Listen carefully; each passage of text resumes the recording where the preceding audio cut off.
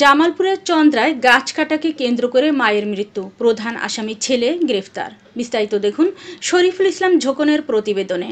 রাতে জামালপুর সদর থানার পুলিশ বিশেষ অভিযানের মধ্য দিয়ে পৌরশহরের চন্দ্রা এলাকায় গাছ কাটাকে কেন্দ্র করে মাদকাসক্ত ছেলে ছুরিকাঘাতে মায়ের মৃত্যুতে মামলার প্রধান আসামি মঞ্জুকে ময়মনসিংহ জেলার গৌরীপুর থানার নাওভাঙ্গা এলাকা থেকে গ্রেফতার করেছে সদর থানা পুলিশ।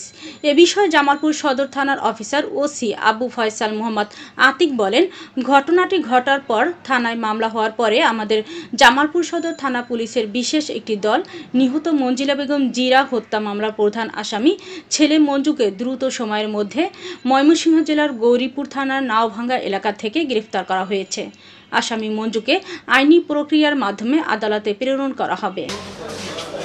ছেলে কর্তৃক মাকে হত্যা মামলার তার যে আসামি যে ছেলে তার নাম মঞ্জু।